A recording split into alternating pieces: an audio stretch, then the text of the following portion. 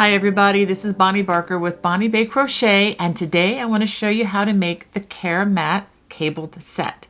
This is a simple set of pot holders or hot pads for your kitchen made of 100% worsted weight cotton yarn. And there is one thing I wanted to point out. We are using the 4-post, kind of an elongated cable in this particular pattern. But you're going to want to pay special attention to the instructions, because when crossing these cables, I do something a little bit different. I use double crochets or front post double crochets instead of front post trebles. So you're going to want to pay a special attention to that so that this will be an acceptable piece for handling hot things in the oven. Okay, well, let me go ahead and show you what you're going to need. For this project, for both hot pads, you will just need one ball of Lily's Sugar and Cream. Let's take a look. Please note that this is the supersized ball. They may have smaller ones available, so do be careful to check your yardage. Each of these is made of 100% cotton. This is a number 4 weight yarn. And let's look at the yardage here. Each of these super size balls of yarn has 190 yards or 174 meters. So if you only have the smaller size in your area, you may have to get 2, or if you can find a cone of this material, you can make many more. Okay, and for the crochet hook, I'm recommending that you have a size H or 8 or 5.00 millimeter crochet hook. And many people do ask me about the style of hooks that I use. I prefer the Susan Bates soft crochet hooks, and there is a video link in the video description below. And I'm also recommending that you have a yarn needle and a pair of sharp scissors handy. Just to cast a vision for where we are heading, I just wanted to give you a close-up view of the pot holder that we're going to be making today. All right, well, let's go ahead and get started. To begin, we're going to start with our slip knot and crochet a beginning chain of 23 stitches.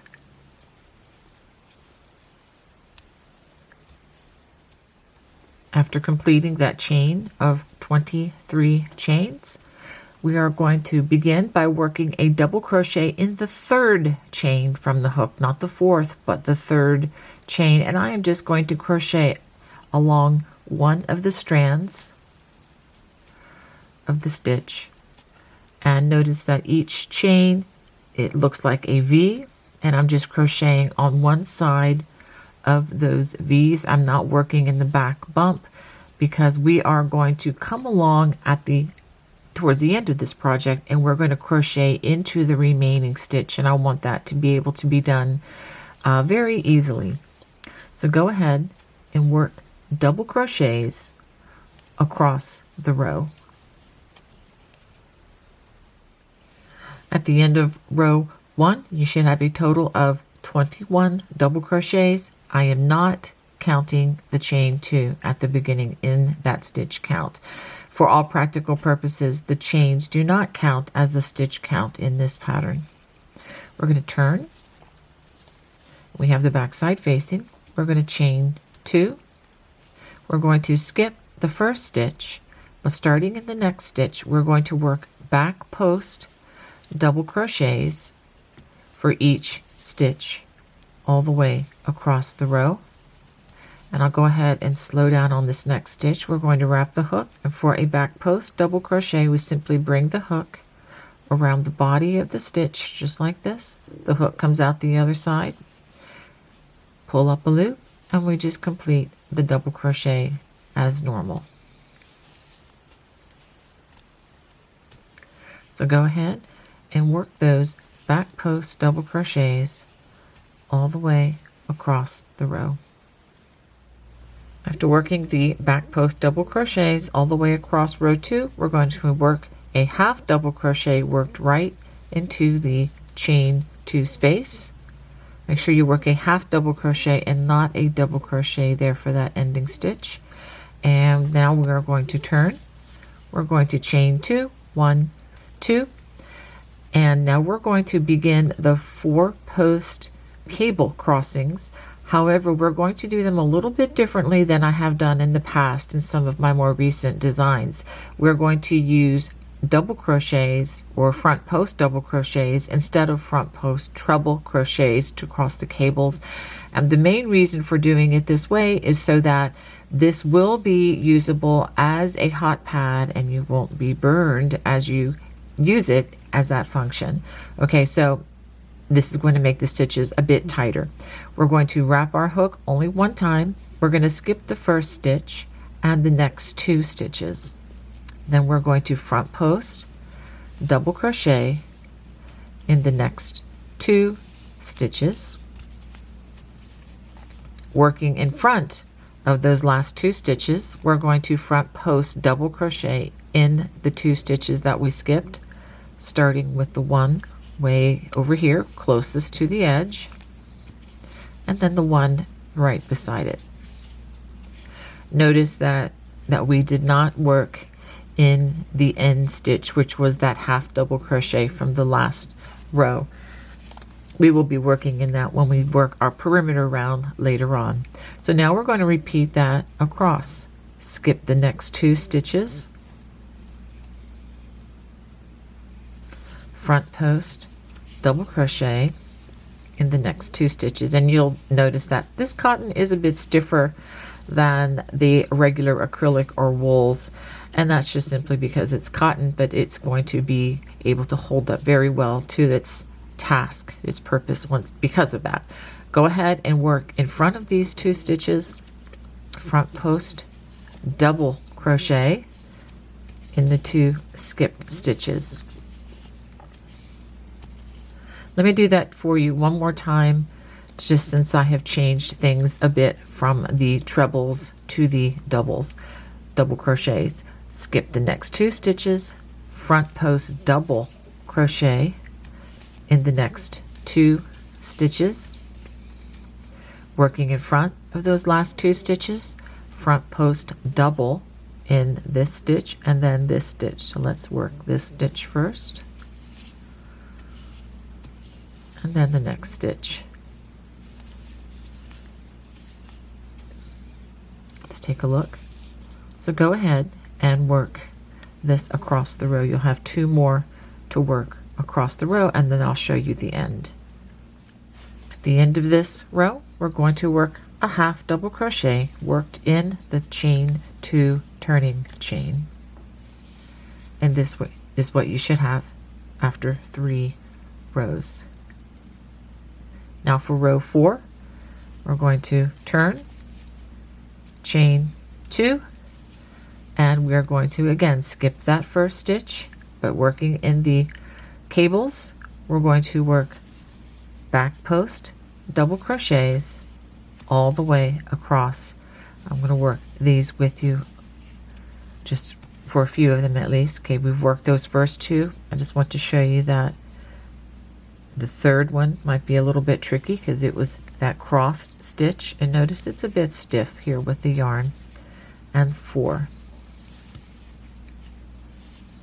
It's a little bit tighter than when we work the trebles, but that's what we want so that this becomes a usable pot holder. So I'll do the next 4 stitches with you again. Just know that you have 4 back post double crochets for each crossed cables. Let me get back in front of the camera. There's that third one. And the 4th one. Okay, so this is what you should have. This is with the back side facing, and I'll just do a little flip and you'll see with the front side facing. So this is what you should be getting at this point. So go ahead and finish working those back post double crochets across the row. At the end of this row, we work a half double crochet in the turning chain. Now we're going to go on to the next row. We're going to chain 2, 1, 2, And then we are going to skip that first stitch, and we're going to work front post double crochets in each stitch across. At the end of row 5, work a half double crochet again in that chain 2 space.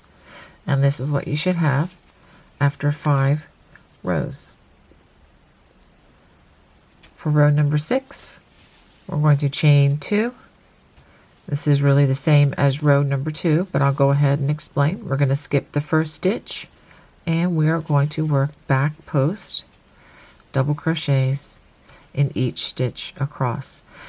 Again, my stitch count should be the same as when we started. We should still have 21 stitches in each row.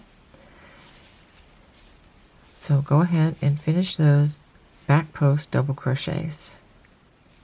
After completing 6 rows, I'm going to give you a small assignment. You need to repeat rows 3, 4, 5, and 6 one more time. And then after you do that, repeat rows 3 and 4 one more time. And that will be the completed size of the hot pad. And then after that, we will begin our perimeter rounds. So go ahead and repeat those rows. If you need to have stitch support, go ahead and look across the bottom of the screen. I will put a time mark as to when row 3 begins in this video, so you can simply go back to that and re-watch the video. This is what you should have after completing those 12 rows. And notice that if you're not sure of the shape, you can always fold corner to corner, and you should get pretty near a perfect triangle, and you know you've worked enough rows. And we had 1, 2, 3 of those rows where we actually crossed the cables. Okay, now we're ready to work the perimeter round. So we'll go back to where our last row was worked. I'm going to chain 1 and turn. I'm going to skip the very first double crochet, and starting with the next, I'm going to single crochet in each stitch across this edge.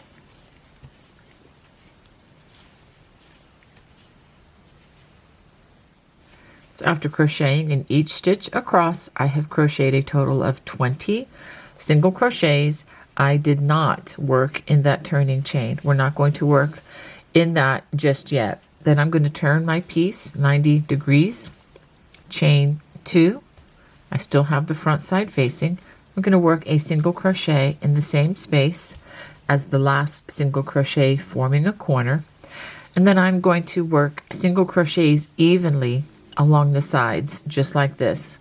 Work 1 in that next row end, and then I'm going to work 2 in the next row end, 1 in the next row end, and then 2 in the next row end where the double crochet was made. So I'm basically placing 1 single crochet where the chain 2 was, and where the double crochet or half double, I'm working 2. So go ahead and work that until you get to the corner. I'm going to just go ahead and work this with you because I know this can be a little tricky for some folks, understandably. And it's such a quick and easy project in many ways.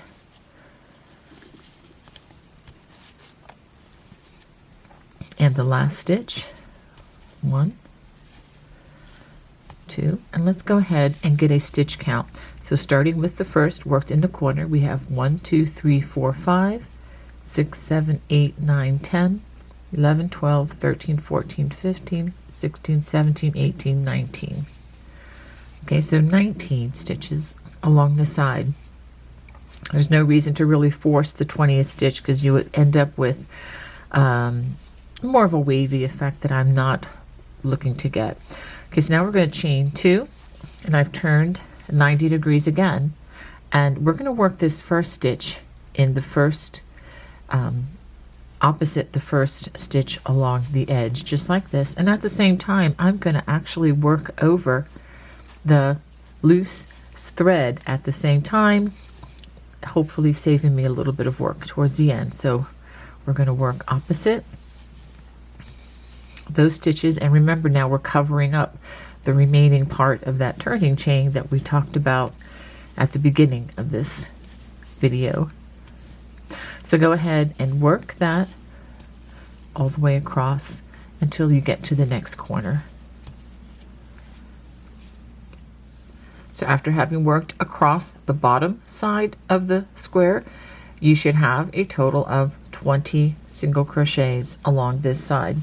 And for the last side, we're going to turn 90 degrees again, chain 2, and we're going to go ahead and start in the same place where we made the last single crochet and go ahead and form that corner.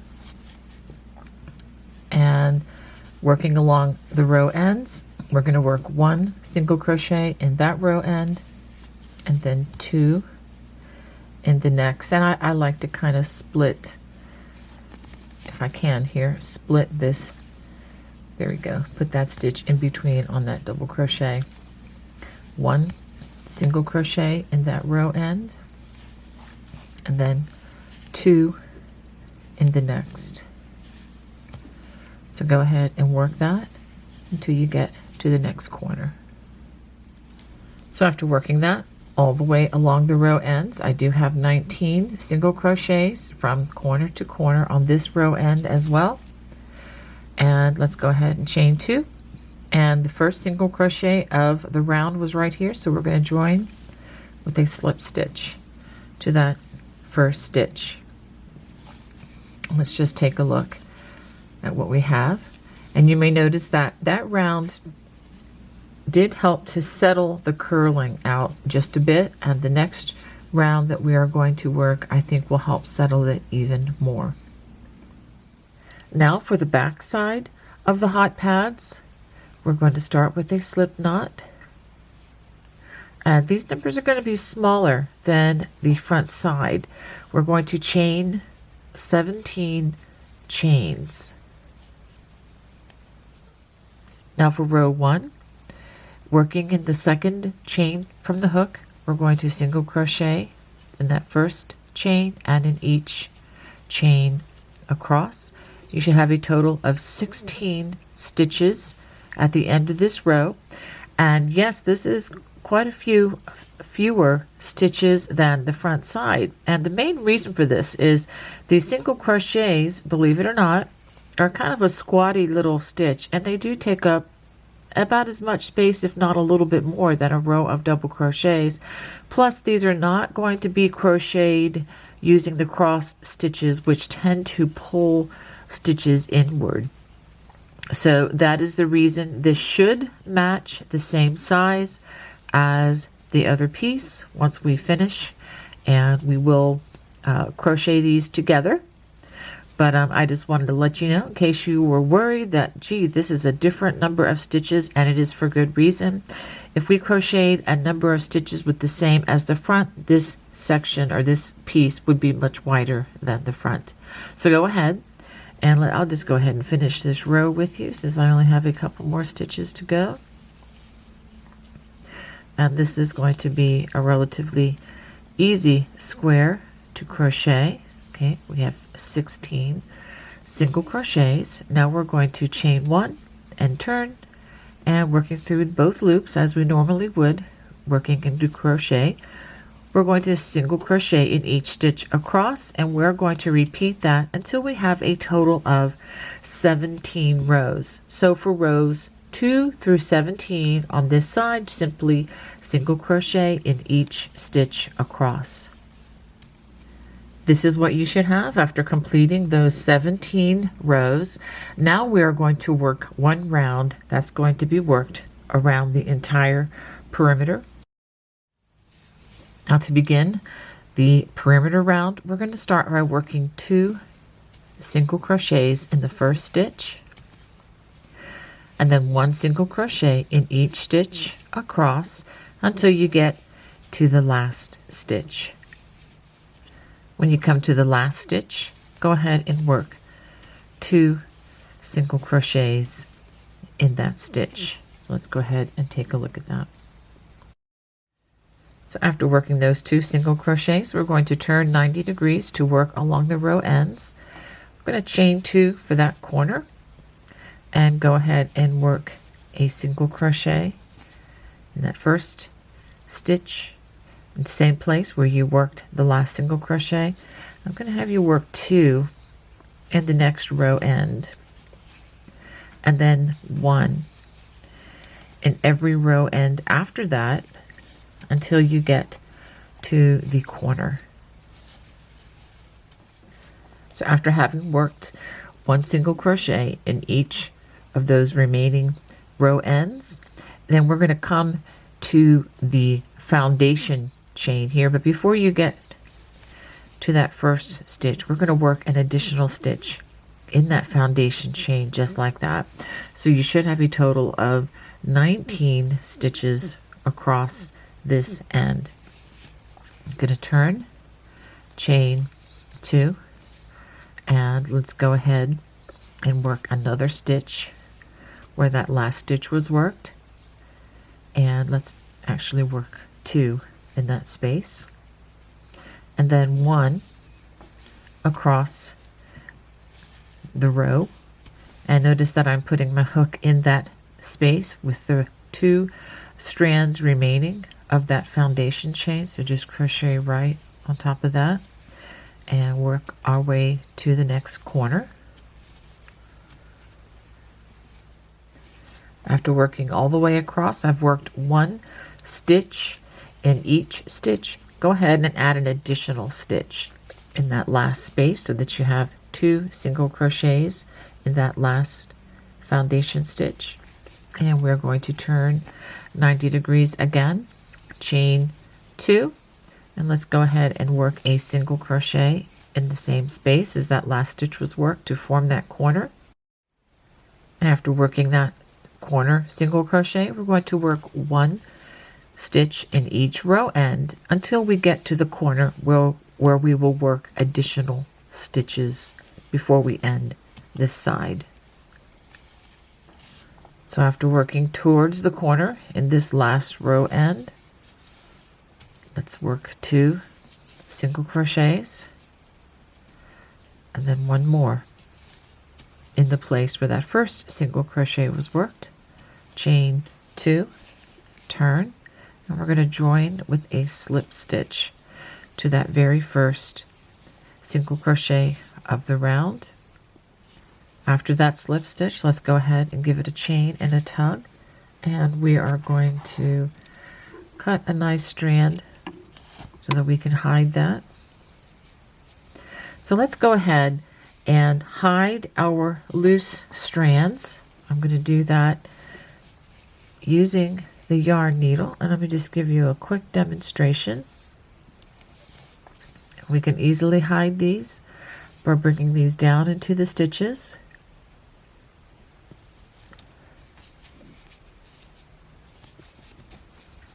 And I would just simply run these under the single crochets here.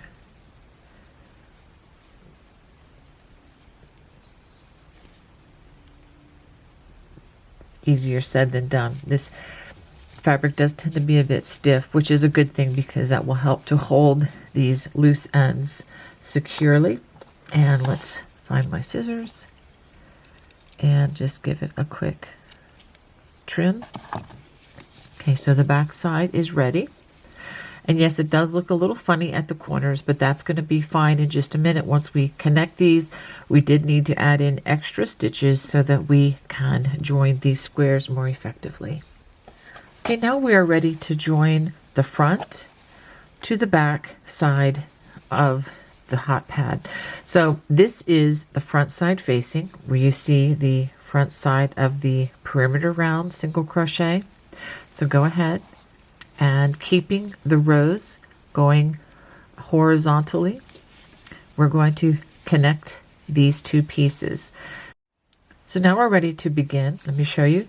This would be on the front side, and do connect these with the front sides or the sides that you want showing, because we're not going to turn this inside out. This is going to be joined, and this is the way they're going to look.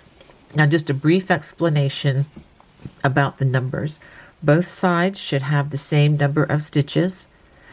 Now, the top side is going to have 20 stitches, and you should have 18 on these two pieces. So what's going to happen is when we work in the corners, we are going to be working the corners 2 times. In other words, as we go across, you're going to have 2 of the stitches from the top part joining with the chain 2 corners. And I'll show you what I mean in just a second. So now we're ready to begin the knurl, or the reverse single crochet, and some of you may know this as the crab stitch. We're going to start with a slip knot, and notice I have my hook through both of the chain 2 spaces. We're going to pull this through and just give it a chain. This is just to connect our yarn. Now we're going to make our first knurl stitch in the chain 2 corner, so let's just go back into that same space. Pull up a loop, yarn over, and pull through 2. Now I'm going to work 1 in each stitch along. I'm going to go through the 2 loops of this pad, and then there is a stitch right here on the backing. So make sure you go through all 4 of those loops. 2 loops, the 2 loops here, and the 2 loops on the back side. So let's do that in the next stitch. Pull up a loop, yarn over, pull through 2. You may actually want to practice this on another piece if you've never done this before, because this stitch can be a little bit of a stinker. I will admit that, but it makes a fantastic border stitch, and it's one that I like to use a lot. If this is impossible, I do have an alternative, so just keep watching, give it a try, and if it's not working at all, I do have another instructional addendum to this where you can just connect these using slip stitches. Okay, so you see I'm just putting the hook in, pull up a loop, yarn over, and pull through 2. Now my thumb is holding on to this stitch here, or to the loop. So this is the loop that was just pulled up, yarn over, and pull through 2. This is best learned if you just try not to think too much about what you're doing. Quite honestly, I know that sounds silly, but the people who have the most trouble with this stitch are, believe it or not, are more experienced crocheters. I have taught this stitch to absolute novices, brand new crocheters, and they've picked it up immediately, whereas some seasoned crocheters can really have a harder time with this. I think maybe because of the established muscle memory in their hands. So you really have to have an open mind with this one. Okay, so but we are lining up these stitches stitch by stitch, and then once we make this next turn on this corner, I will show you how to deal with the stitch difference across the top and the bottom of this project.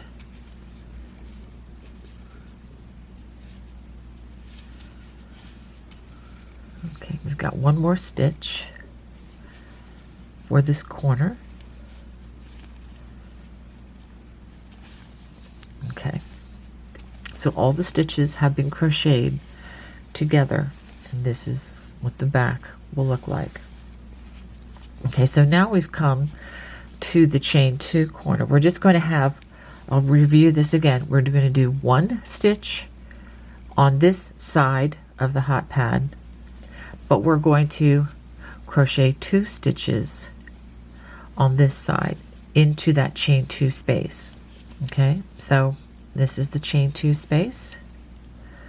We are making 1, and now I'm going into the very first stitch of this piece, but I'm going to double dip and use that chain 2 corner again on the back side. This again just helps to keep that backing, just as this backing here just remains a protective backing when you're using this as a hot pad or a pot holder, and just allows the decorative front side to still be seen the most.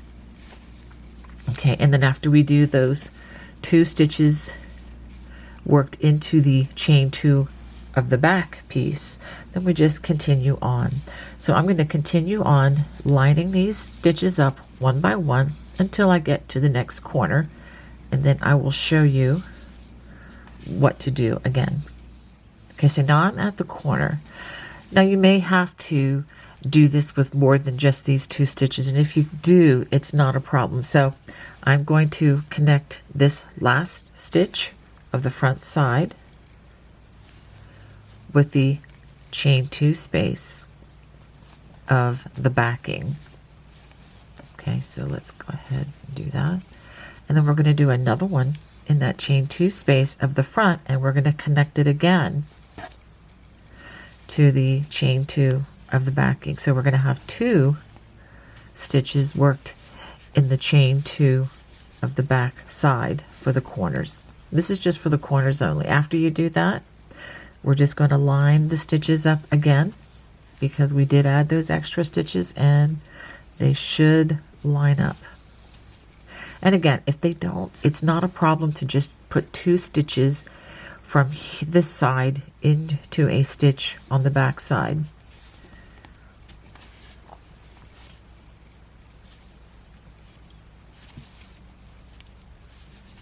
Okay, so whoops, I'm going to try that stitch again. There we go. And so we're just going to continue this 1 stitch to each stitch with the front and the back being connected until I get to the next corner.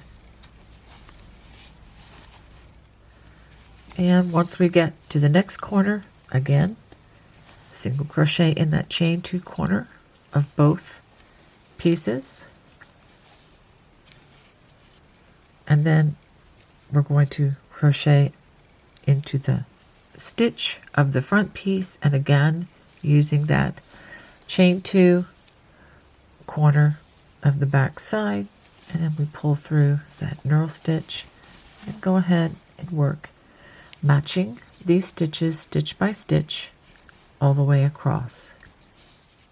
So after that first stitch has been crocheted into the chain 2 of the back side, we're just going to match the stitches stitch by stitch as we go across until we get to the next corner. Just take it nice and slow and we'll get there. So after working that all the way across, I've worked that last stitch into the turning chain, and so we've already worked our first knurl stitch into that turning chain, as you recall. So now we're going to go into both of the turning chains and we're going to work a reverse slip stitch just like that, and go ahead and give it a chain, and we're going to trim a piece so that we can hide this loose strand, and I will show you how to do that right now.